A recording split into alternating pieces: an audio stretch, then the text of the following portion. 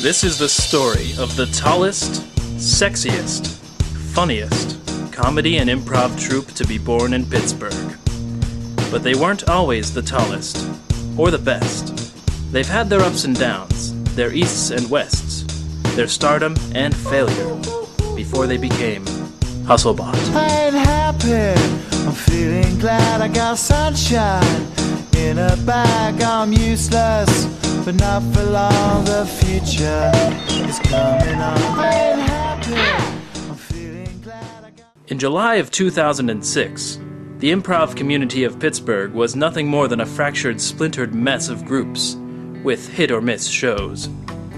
Until Ryan Keeling sent out word he was starting a workshop. Keeling was a veteran of the Chicago improv scene, the city where improv was born.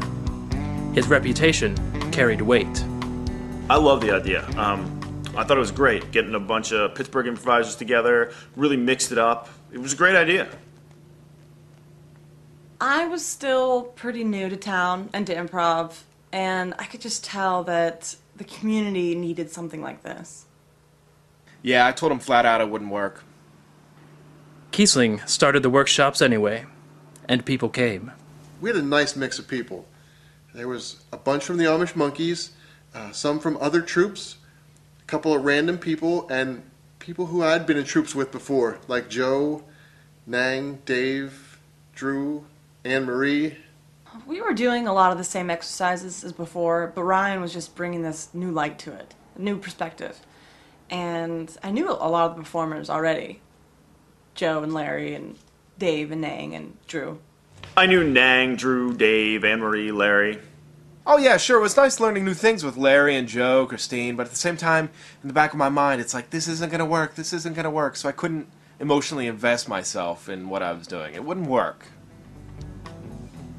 But it did work. And this ragtag group of people found a new leader. A guru of sorts, in Ryan Keeling. Oh yeah, he's been performing for a long time. He started studying with Sharna Halpern, Liz Allen, Miles Stroth, and then he founded this group, Mission Improbable.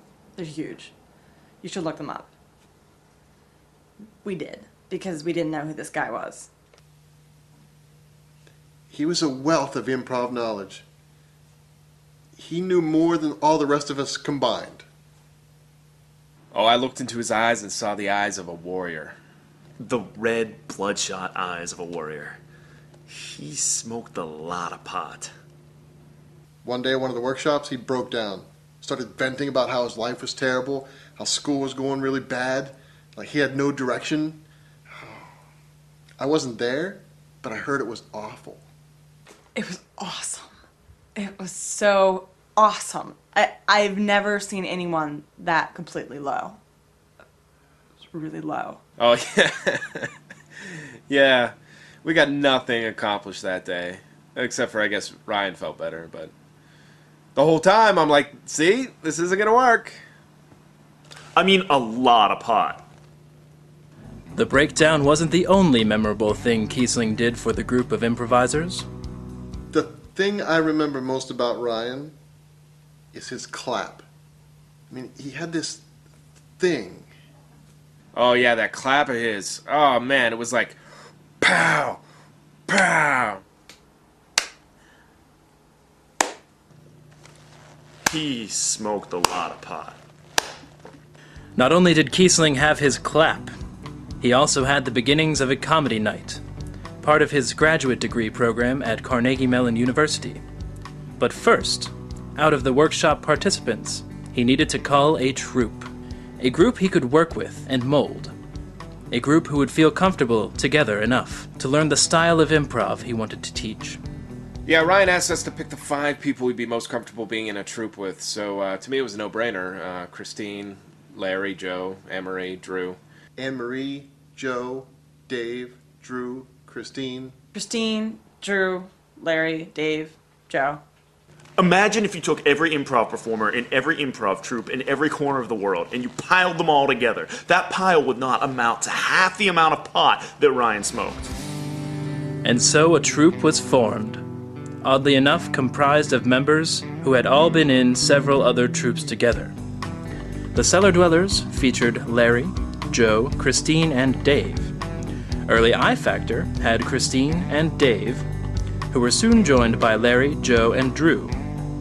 When Dave and Christine left I Factor, they were replaced by Anne-Marie. It seemed the group had been together a lot in the past. And in the fall of 2006, Anne-Marie, Christine, Dave, Drew, Joe, and Larry became Hustlebot. After months of rehearsal, Keeling proposed an idea: perform in front of a live audience. But will Keeling's gamble pay off? Will Hustlebot survive a real audience? It's all fun and games until somebody gets hurt. And trust me, he got hurt.